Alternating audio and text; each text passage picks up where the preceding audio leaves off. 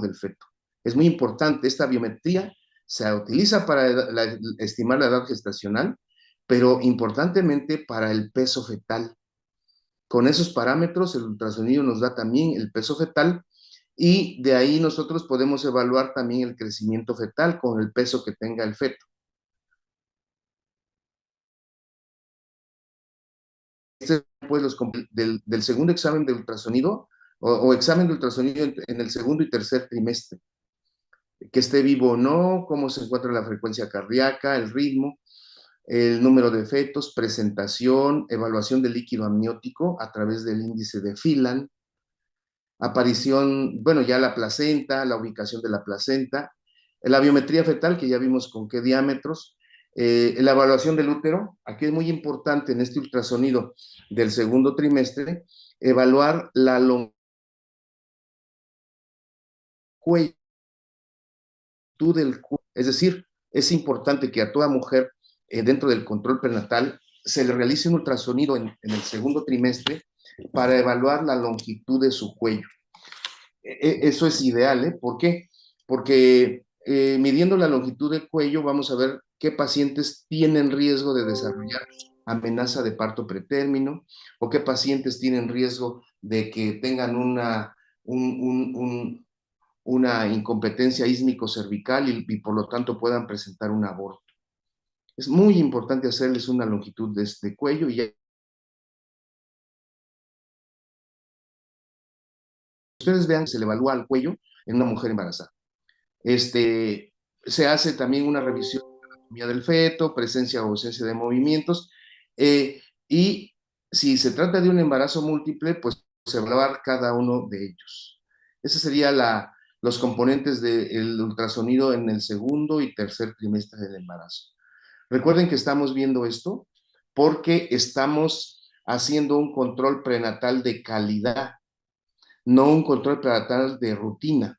O sea, lo que ustedes están aprendiendo aquí es precisamente para aplicar en todo su universo de cuando ven, están revisando una paciente y controlándole su embarazo para saber qué estudios le tienen que hacer y cómo interpretarlos, ¿verdad? Entonces el ultrasonido es importante. Hay algunos signos de madurez fetal. Sí hay signos de madurez fetal. La epífisis femoral y tibial, que son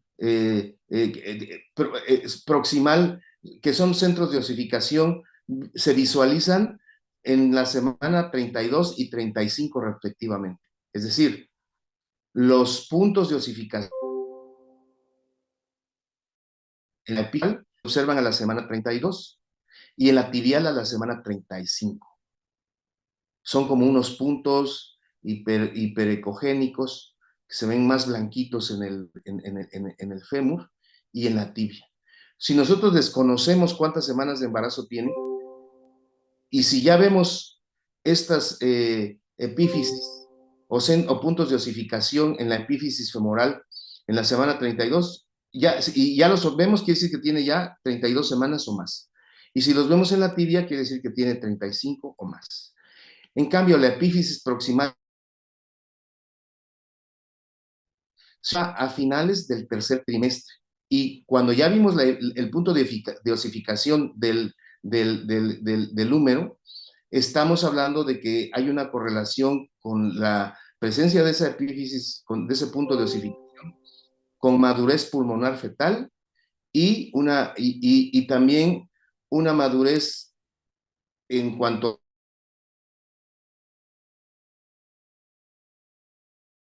está en las últimas semanas del embarazo.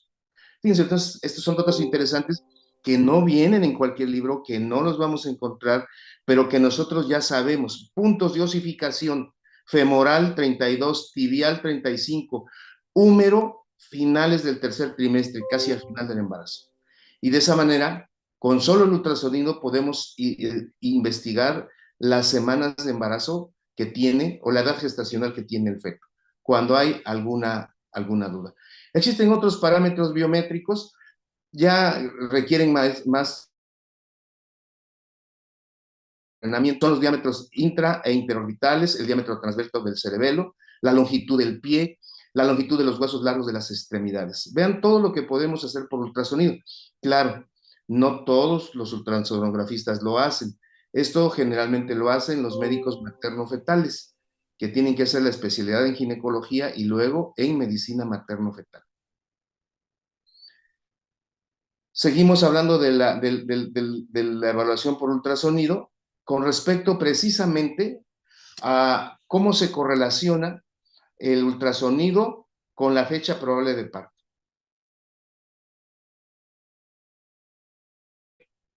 ¿Qué tanto se acerca a la misma fecha que hemos calculado como fecha probable de parto o semanas de embarazo por fecha de última regla y por ultrasonido? Eh, Comúnmente se usa pues para estimar la edad gestacional, la fecha de última regla. Ya vimos nosotros unos ejercicios que el día de mañana vamos a revisar cuando estemos en clase, allá en el salón. Pero nosotros podemos calcular las semanas de embarazo que tiene actualmente el embarazo,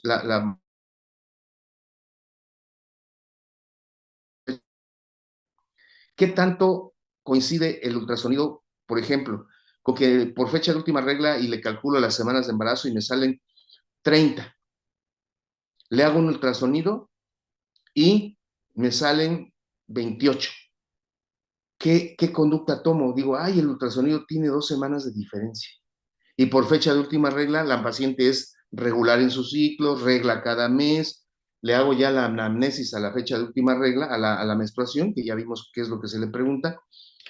Y nos dice y sabemos que es regular en sus ciclos, que regla cada mes, que no tiene duda de su fecha de última regla. Y resulta que el ultrasonido no es exactamente igual a las semanas de embarazo que yo estoy encontrando. Este conocimiento es importante que ustedes lo tengan porque luego la paciente dice, no, mi embarazo está mal porque el ultrasonido de 4 días con respecto a la fecha que usted me da, o tiene una diferencia de 1 semana, o de 2 semanas, o hasta 3 semanas. ¿Qué vamos a hacer cuando nos digan eso? Es muy importante que entonces hablemos de el intervalo de confianza de los ultrasonidos. Miren, cuando no tenemos la fecha de última regla, pues el único recurso es el ultrasonido. Ya vimos algunos datos de que cuando el saco gestacional tiene ya 4 milímetros o más, yo ya debo ver embrión, por ejemplo, y ya ese dato lo vimos ahí. Vimos ahora, por ejemplo, cuando ya observamos los puntos de osificación en la tibia, en el fémur, en el húmero, para tener una orientación, pero no siempre vamos a obtener estos datos. ¿Qué podemos hacer? Hay un estudio que se hizo para establecer qué tan predictivo era, positivo era la fecha de última regla con respecto al ultrasonido en pacientes que eran regulares. ¿Alguien quiere leer la diapositiva, por favor?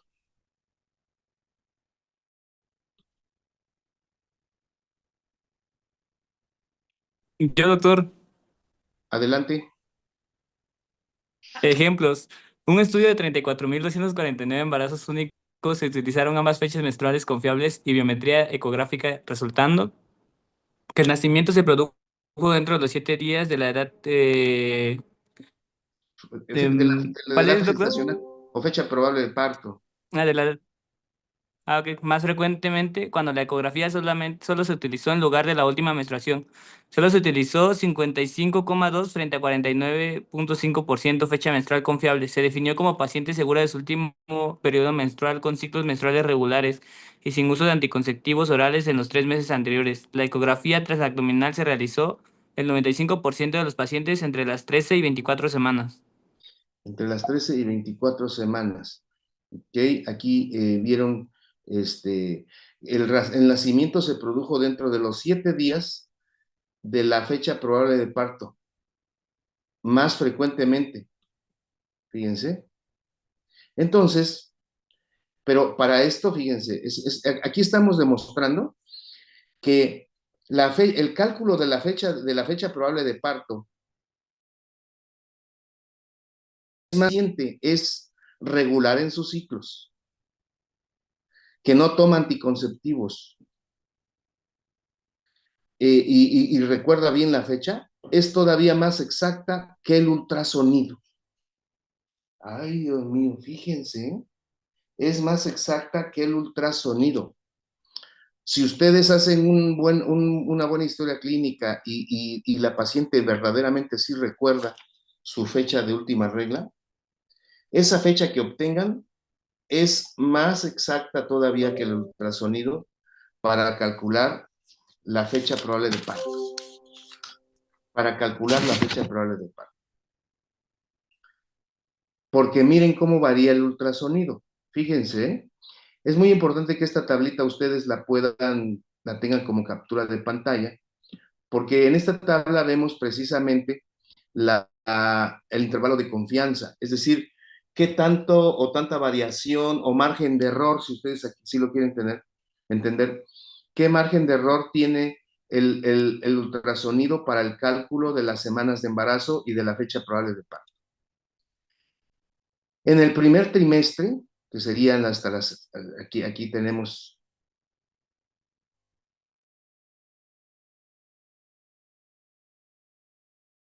14, la dispersión del rango, o sea, el margen de error, es hasta de 7 días. Hasta la semana 20 es hasta de 7 días.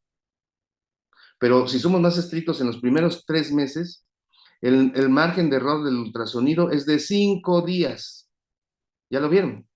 De 5 días.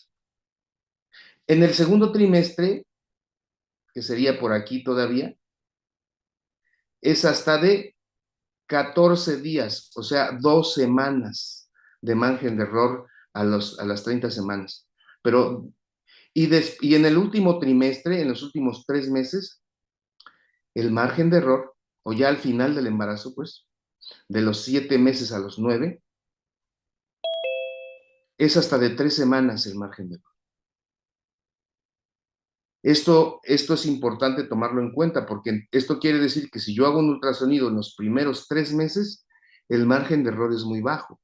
Pero si hago un ultrasonido en el último trimestre, el margen de error es muy alto, que me puede dar 3 semanas más o 3 semanas menos el ultrasonido. Por eso es que les decía la importancia de tener siempre un ultrasonido del primer trimestre, ya que el rango o margen de error es menor que cuando tenemos un ultrasonido del último trimestre. ¿Sí me entendieron? Sí, doctor. Capturen esa tablita que es muy importante.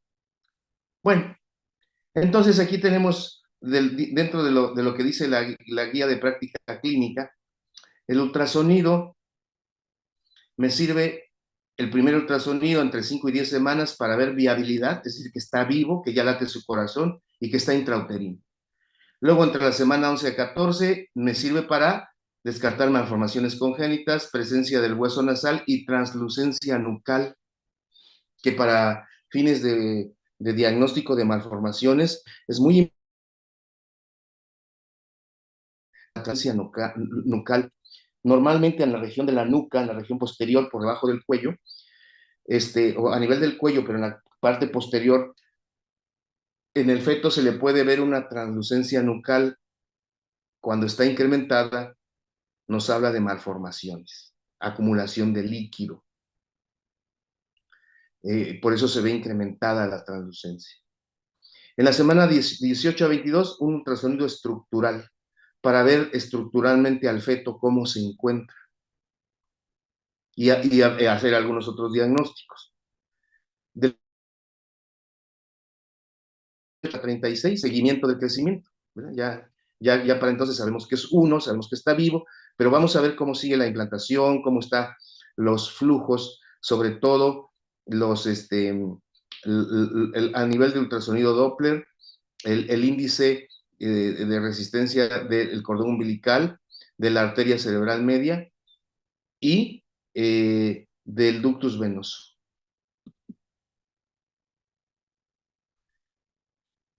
Bueno, vayamos a un caso especial, ¿no? Ya para que aprendamos. A las embarazadas mayores de 35 años, hacer algunos marcadores de cromosomopatías. El doble marcador se refiere a hacerle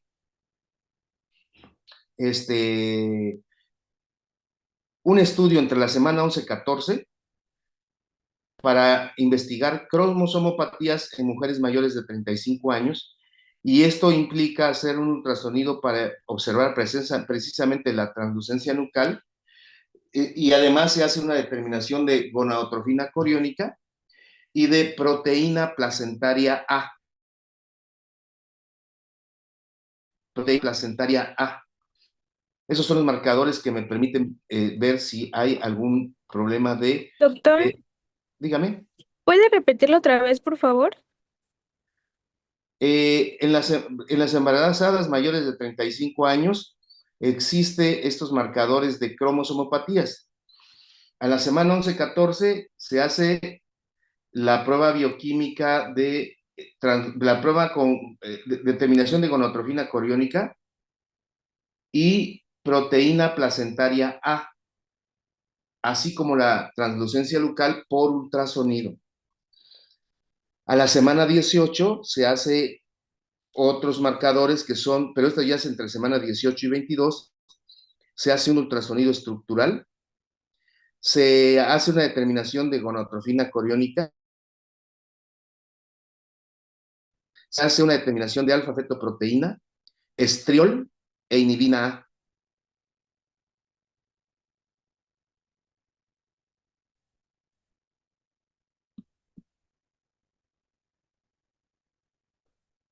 Hablamos un poquito, ya vamos a ver un poco esto de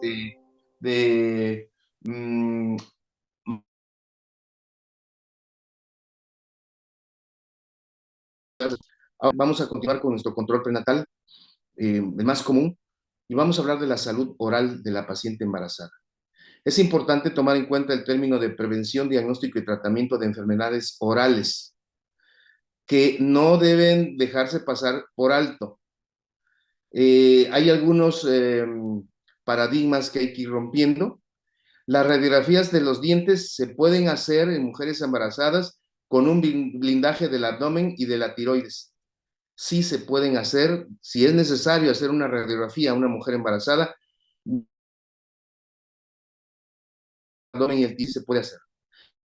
Se pueden hacer procedimientos como con anestesia local para extraer dientes, endodoncia, restauración, que se refiere a amalgama o algún otro compuesto, también tratamiento de la caries, uso de hilo dental y cepillado de la placa. No son perjudiciales para el feto. Con esto estamos, porque luego los odontólogos no quieren hacerle nada a una mujer embarazada. Tiene un diente malo y ahí se lo quieren dejar, porque no pueden poner anestesia. Sí se le puede poner anestesia, idealmente que sea solamente hilo.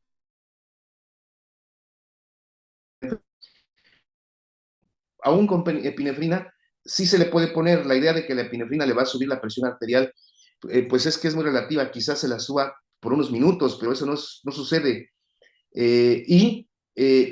Más daño le causa una pieza que está ahí infectada, porque recuerden ustedes que en los vasos de la microcirculación dental pueden pasar bacterias que se están alojando en el diente y llegar a infectar y a depositarse como trombos en el corazón.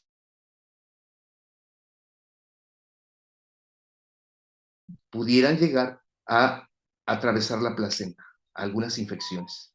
Por lo tanto, es mejor que tenga una buena dentición la paciente y que no tenga problemas dentales.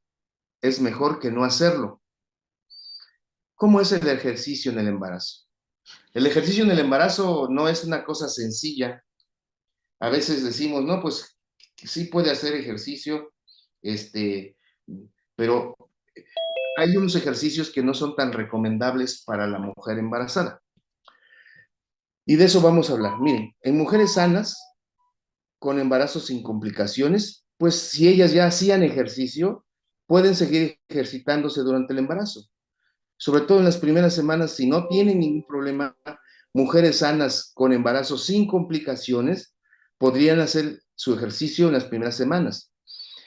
Solamente que habría que ver qué tipo de ejercicio está haciendo, ¿no? Y la frecuencia y duración del ejercicio, así como ver los riesgos y contraindicaciones del mismo ejercicio.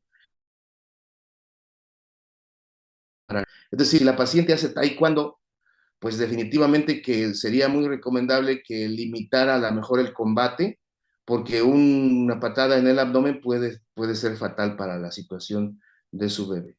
Pero hay ejercicios, por ejemplo, la equitación, que no se recomienda en el embarazo, ni el buceo. Tampoco el buceo se recomienda durante el embarazo. Ahorita vamos a ver el ejercicio y vamos a ver por qué. O sea, no es nada más porque yo lo diga, sino hay una causa o razón fisiológica para que el ejercicio se identifique bien qué tipo de ejercicio va a hacer la paciente, frecuencia e intensidad. En el trabajo, las mujeres que tienen trabajos que no sean de mayor riesgo, pues pueden seguir haciéndolo y continuar haciéndolo, pero pacientes que tienen que realizar trabajos que son, que exigen más actividad física para la mujer, deben cargar mucho, si va a levantar, si va a subir una escalera por donde pueda caerse, pues ojo, esos trabajos ya no puede realizar la mujer. Al ratito vamos a ver lo de ejercicio, pero ¿qué pasa con respecto precisamente a los cambios que tienen que ver con el peso en el embarazo? Porque nosotros ahorita ya vimos que la mujer va a ganar peso, pero ahora vamos a ver, regresar a ver un poquito por qué gana,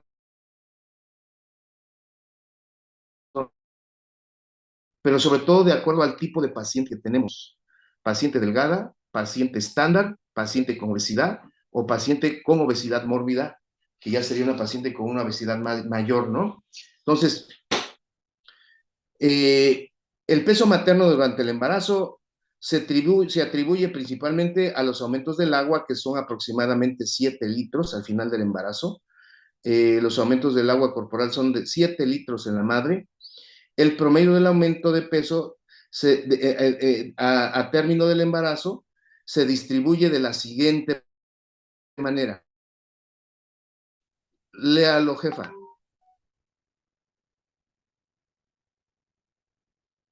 Sí, doctor. El aumento de peso materno durante el embarazo se puede atribuir principalmente a los aumentos en el agua corporal de la madre y la grasa. En promedio, el aumento de peso ¿Sí? ¿Ya no la escucho? Creo que se fue, ¿verdad, jefa? 0,9 Compañero. kilogramos. Ahora, ¿puede repetir?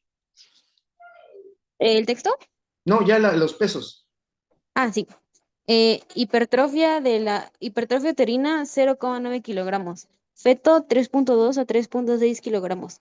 Aumento de los senos 0,45 a 1,4 kilogramos. Los depósitos de grasa de 2,7 a 3,6 kilogramos.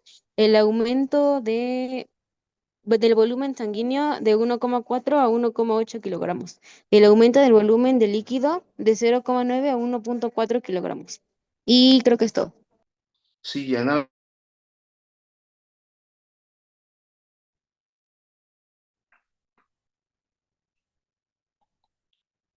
Sí, sí, ¿me escucha? Ay, disculpe, doctor, creo que se fue mi internet. ¿Qué pasó? No No, escuché. no se preocupe, todo está bien. Perfecto, perfecto. Muy bien, doctora, muy bien. Vamos a continuar. Ya algo de eso habíamos visto cómo se distribuye. Pero fíjense ustedes que conforme hemos avanzado la medicina, también ha avanzado el control prenatal. En la década de los 30, todas las mujeres embarazadas en Estados Unidos, independientemente del peso previo al embarazo, se les aconsejaba aumentar solo 15 libras, es decir, 6,8 gramos. Esta restricción dietética severa era practicada por casi todos los obstetras en la creencia de que un aumento excesivo de peso durante el embarazo conducía al desarrollo de preeclampsia y otros problemas obstétricos. La recomendación de aumento de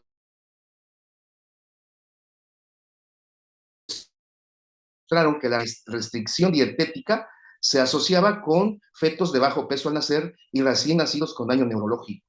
Por esa razón, a finales de los 70s y de los 80s, las recomendaciones para el aumento de peso gestacional aumentaron hasta 20 o 25 libras, es decir, de 9 a 11 kilos de peso. Ya, entonces aquí estamos hablando que el promedio, y esto ya lo habíamos visto, de ganancia de peso con un límite mayor de 11 kilogramos para mujeres estándar. 11 kilos.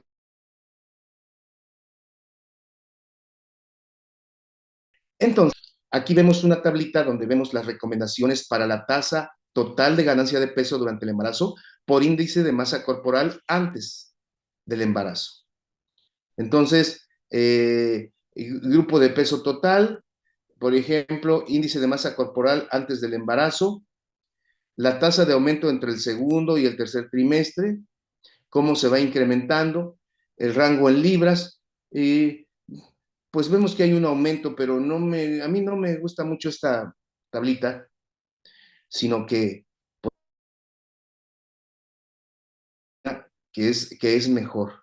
Déjenme ver si vemos para que ustedes, no, está más adelante. Está más adelante. Luego yo se las voy a poner. Recuérdenme que tenemos una tabla para ver la ganancia de peso por mes de cada paciente embarazada.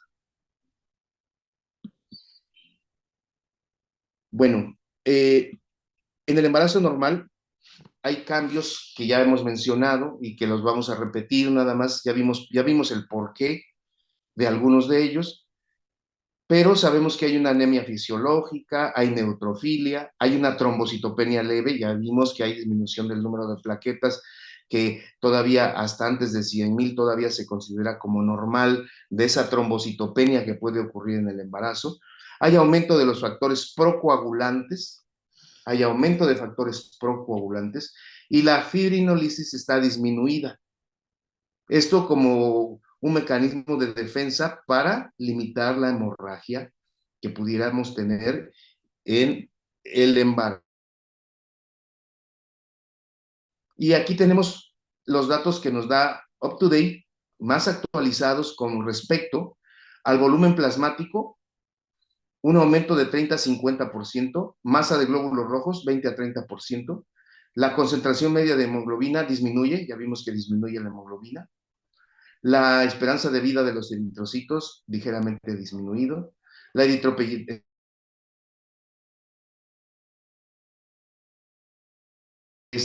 vamos a ver algo, el conteo de linfocitos sin cambio, el tiempo de protrombina ligero descenso, aquí está, los factores procoagulantes, es decir, los factores que van hacia favorecer la coagulación. En primer lugar, el fibrinógeno, luego el factor 2, el factor 7, el factor 8, el 10, el 12 y el 13. Aumentan de un 20 a 200%.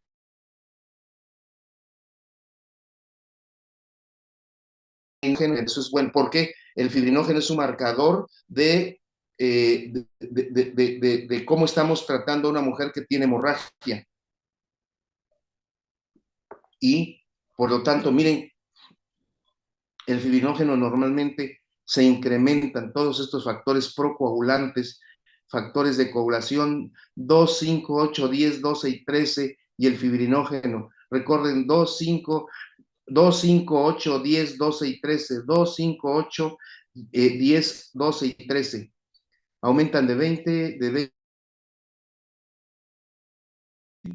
La antitrona, el factor 5, el factor 9, ningún cambio. El factor de von Willebrand, aumentado. Inhibidor fibrinolítico, activable por trombina, aumentados. El dímero D, que también nos sirve como un medidor de cómo estamos en coagulación y sobre todo en consumo de factores de coagulación, se encuentran aumentados normalmente. Mucho ojito con esta tablita porque puede ser pregunta de examen. Dímelo de aumento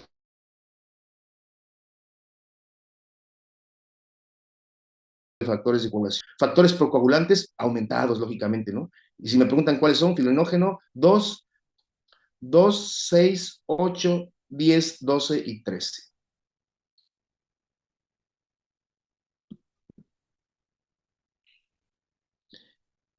Percepción de los movimientos fetales. Siempre hablamos de preguntarle a la paciente, oiga, ¿se mueve su bebé? Recuerden ustedes que la madre es la principal vigilante de los movimientos fetales. Ella, si no lo siente, que se mueve, ella avisa, ella va a preguntar y por lo tanto es importante que nosotros le indiquemos, le eduquemos, ¿no? Porque ella quizá quiera que se esté moviendo todo el tiempo al mismo ritmo y no necesariamente es así. Y también algunas mujeres que se embarazan ya desde las primeras 3 semanas dicen que ya sienten movimientos del feto. Y eso tampoco es cierto, ¿no? Por favor, el número 3 de la lista, que me lea la diapositiva.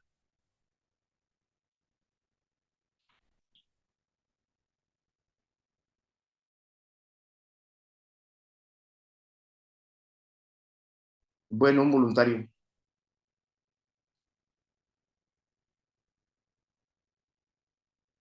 Yo, doctor. Adelante. Percepción del movimiento fetal. Introducción. Suele comenzar en el segundo trimestre y se produce antes en las mujeres que han tenido hijos que las mujeres nulíparas. La primera percepción de la madre de los movimientos fetales, denominada aceleración, a menudo se describe como un aleteo suave. La percepción del movimiento fetal es un medio para supervisar su feto sin la necesidad de un médico o equipo especial. La percepción materna de los movimientos fetales es tranquilizador para las mujeres embarazadas, mientras que la disminución del movimiento fetal es una causa común de preocupación. Ok. Es muy importante. Entonces, ¿cómo vamos a evaluar esos movimientos fetales, los cuales van a ser percibidos al iniciar el segundo trimestre? El segundo trimestre va a iniciar después de los 3 meses. Poco antes de cumplir los 4 meses. A veces a los 3 meses y medio está sintiendo ya los primeros movimientos. Es difícil que lo sienta antes. Y a veces una semana antes de los 4 meses, una semana y media, hasta entonces está percibiendo los movimientos. Había una idea muy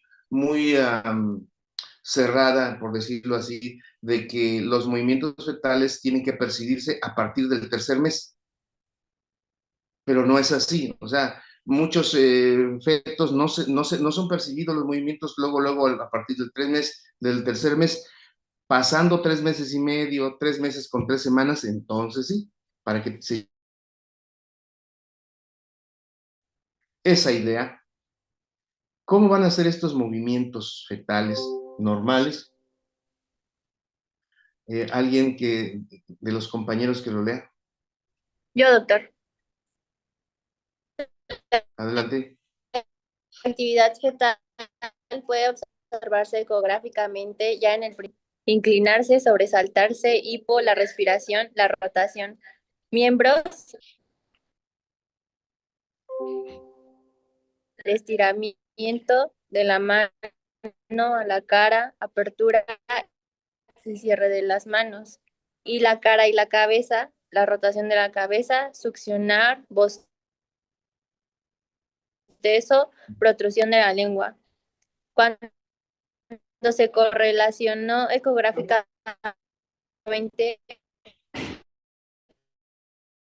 un estudio encontró un 50% de los movimientos, mientras que el 80% de los movimientos, en una revisión de la literatura, 100% de los movimientos fetales.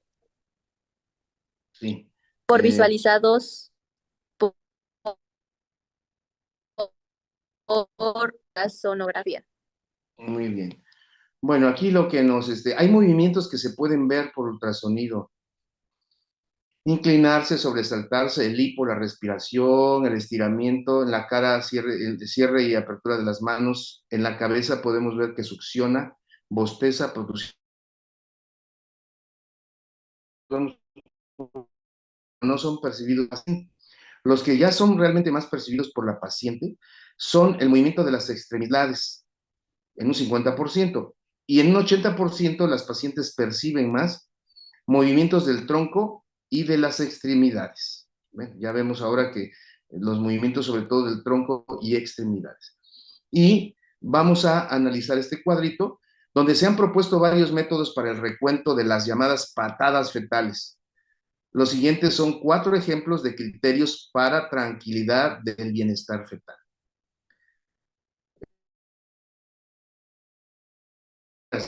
La percepción de al menos 10 ciclos de movimientos fetales durante 12 horas en una madre que tiene actividad normal, que no está en reposo, pues, ¿no? Que durante 12 horas perciba 10 veces movimientos. Así es, digamos, de rápido. Ya una vez que estamos en el periodo de que deba sentir movimientos, que es después del primer trimestre, que decíamos que es al mes y medio, a los 3 meses y medio, a veces, debe moverse por lo menos 10 veces en 12 horas, cuando la paciente está en actividad normal. La percepción de 10 movimientos fetales en 2 horas, cuando la madre está en reposo y está poniendo atención al recuento. O sea, no es lo mismo que esté en actividad, porque en actividad solamente va a percibir 10 movimientos en 12 horas, pero ya en reposo, nada más viendo, a ver, poniéndose lista a percibir y poniendo atención a percibir los movimientos, en reposo, debe ya sentir 10 movimientos en 2 horas. Cambia, ¿no? En cuanto a que esté en actividad o en cuanto esté en reposo. Percepción de menos de 4 movimientos, de al menos 4 movimientos en una hora, cuando la madre está en reposo y se puso a concentrada a contar los movimientos. 4 movimientos en una hora, con la madre en reposo.